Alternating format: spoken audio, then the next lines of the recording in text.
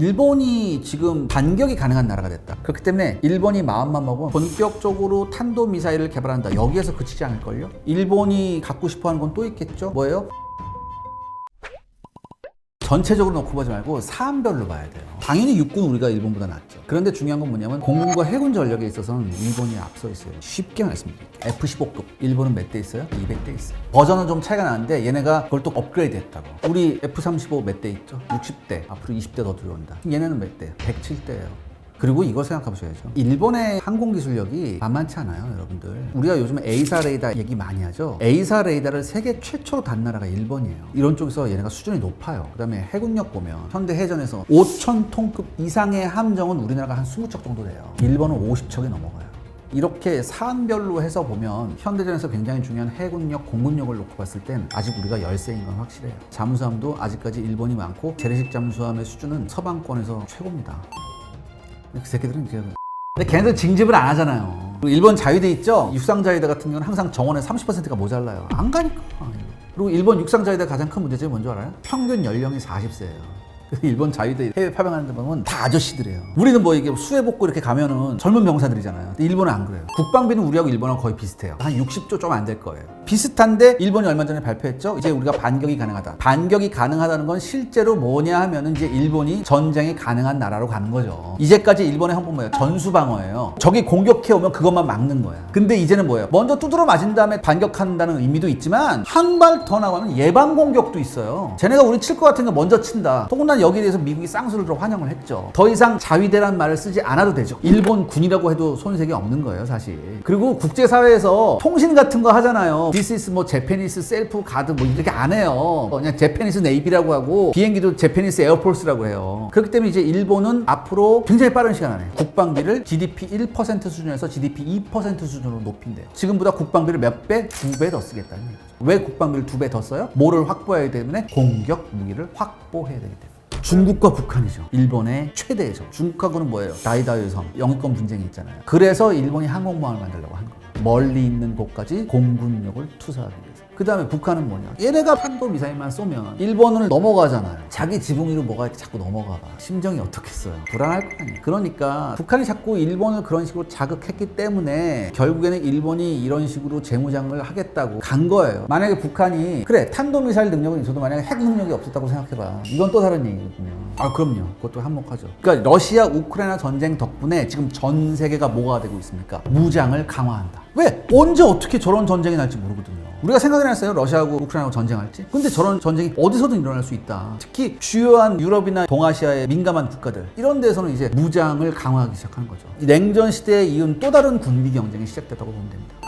이게 한국 입장에서 불편한 건 이미 한국께서 부동산 사기를 당해서 우리만큼 지정학적 조건이 안 좋은 나라가 어디 있습니까? 슈퍼파워 네이션으로 둘러싸여 있잖아요. 그러니까 우리는 뭐예요? 친구를 굉장히 잘 선택해야 돼요. 그 다음에 두 번째 중요한 게 뭐냐면 외교를 정말 잘해야 돼요. 어떻게? 진정성을 바탕으로 한 능수능란한 외교. 중국같이 뭐 전랑 외교 이런 거 말고 유연하고 능수능란을 하면서 국익을 우선시하는 잘하는 외교를 해야 돼요. 일본이 지금 반격이 가능한 나라가 됐다. 공격이 가능한 무기를 가지려고 할 거고 공격이 가능한 무기를 자체적으로 개발하려고 할 거예요. 특히 멀리 떨어져 있는 상대를 공격할 수 있는 장거리 스탠드오프 미사일이나 더 나아가서 뭐 탄도 미사일을 개발할 가능성이 좀 높다고 봐요. 왜냐하면 일본은 이미 1960년대부터 인공위성을 쏘아올린 나라. 사이즈는 작아요. 일부러 작게 했겠지. 그런데 위성 로켓하고 탄도 미사일의 기술적 차이라는 건 종이 한 장 차이예요. 그렇기 때문에 일본이 마음만 먹으면 굉장히 단시간 내에 의미 있는 탄도 미사일을 만들 가능성이 높아요. 물론 주변국의 반발이 있겠죠. 하지만 미국이라는 든든한 지원군이 있단 말이지. 미국은 하라고 야 너네 뭐해? 너는 막 해! 누가 뭐라 그래? 우리는 같은 편 하라고 할 거거든. 그런 걸 하고서 일본이 본격적으로 탄도 미사일을 개발한다. 여기에서 그치지 않을걸요? 일본이 갖고 싶어하는 건 또 있겠죠. 뭐예요? 잠수함에서 탄도 미사일 발사하는 거. 즉 SLBM도 가지려고 할 거예요. 왜냐면 한국이 SLBM 가지고 있는 거에 대해서. 그다음에 주변 국가들이 다 SLBM이 있거든요. 북한도 있고 중국도 있고 다 있거든요. 그렇기 때문에 은밀한 보복성 무기로서 SLBM을 가지려는 노력도 분명히 할 거다. 그리고 기술적 토대는 일본이 있다. 그래서 마음만 먹고 달려든다면 단시간 내에 만들 가능성도 있다. 얘네가 처음에 단독 개발을 하려고 했다가 영국이란 파트너가 생겨서 공동 개발을 하기로 했죠. 영국도 항공기 개발 노하우가 상당히 있는 나라고 일본도 항공기 개발 노하우가 있는 나라이기 때문에 서로 간에 잡음이 없다면 생각보다 우수한 물건이 나올 수 있을 가능성도 있어요. 문제는 서로 기술을 공유해야 되고 그랬는데 나는 기술을 조금 주고 싶고 뭐 이런 것도 좀 있어. 근데 이런 걸 다 우리가 완전히 오픈해놓고 하나의 목표만 보자. 이러면은 굉장히 무서운 물건이 나올 수도 있어. 그러진 않길 바라야지. 재래식 전력으로만 놓고 봤을 때 이미 일본의 해군력은 비공식적으로 2위라는 얘기가 있거든요. 질적인 면에서는 현저해요. 그렇기 때문에 일본이 재래식 전력으로 봤을 땐 탑5 안에 들을 가능성이 있어요. 그런데 문제는 뭐냐? 핵 억지력이 있느냐. 일본도 어쩔 수 없이 미국의 핵우산에 의존해야 되는데 근데 사람이란 게 우리가 돈 있고 기술 있으면 점점 욕심을 내게 돼요.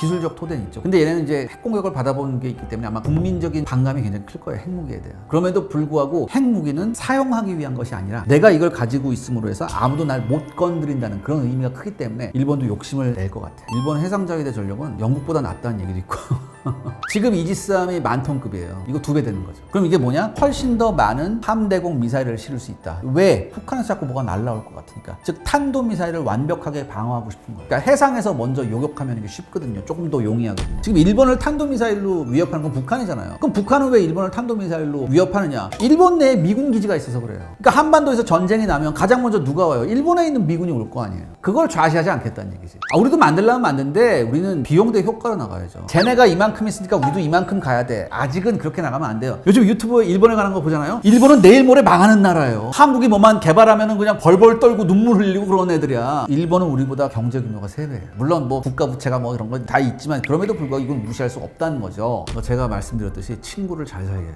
여기서 국익이 뭔지를 먼저 생각하고 외교를 잘해야 돼요. 내가 말하는 게 지금 일본하고 뭐 군사동맹 맺자는 얘기가 아니에요. 북한하고 우리가 군사적으로 대치하고 있는데 군사적으로 또 껄끄러운 상대를 우리 뒤편에서 또 만들 필요는 없어요. 지금 우리 눈앞에 보이는 게 가장 시급한 문제란 말이에요. 그렇기 때문에 우리 마음에 안 드는 짓을 굉장히 많이 함에도 불구하고 이걸 어떻게 유연하게 우리가 넘길 수 있느냐. 무조건 참으라는 얘기가 아니라 우리가 어떻게 유연하게 지혜롭게 넘길 수 있느냐. 그러면서 우리의 실질적인 안보 위협의 대상이 누구냐. 그거에 지금 포커스를 맞춰야 돼요. 그러니까 일본이 뭐를 만드니까 우리도 뭐를 만들어야 돼서 일본한테 대항해야 된다. 일본을 지금 대항할 수는 없죠. 그 다음에 제가 말씀드렸잖아요. 우리하고 일본하고 전쟁이 안 된다니까. 굉장히 사이가 안 좋아졌어.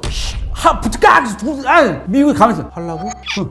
넌 일단은 제가 생각하는 첫 번째 목표는 우리가 GDP가 일본의 2분의 1 안쪽으로 일단 들어가야 돼요. 우리도 국방비를 앞으로는 좀 늘려야 할 거예요. 포커스를 어느 쪽에 맞춰야 되느냐. 물론 뭐 신규 무기 체계 이것도 중요하죠. 근데 제가 지금 봤을 때 가장 중요하게 투입해야 될 곳은 어디냐면은 내실을 기하는 거예요. 첫 번째 우리나라 군수 물류 시스템을 대대적으로 재정비해야 할 거예요. 반드시 해야 돼. 그 다음에 육군 보병들의 장비에 대한 현대화도 필요해야 돼요. 지금 이 얘기는 조금 좀 위험할 수 있는데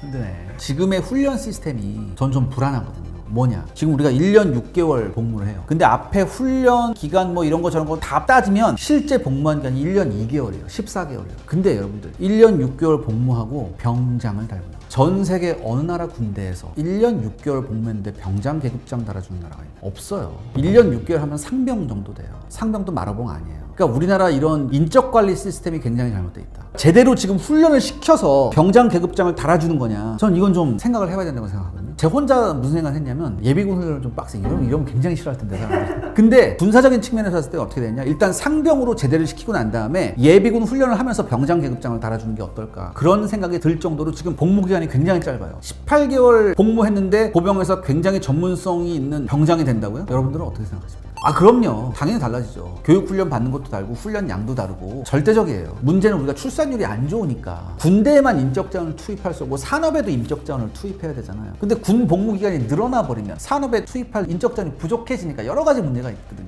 그러니까 이걸 어떻게 균형 있게 해야 되느냐. 그 해답을 찾아야 돼요. 여러분, 이 영상이 유익하셨다면요. 좋아요, 구독, 그리고 알림 설정 부탁드립니다.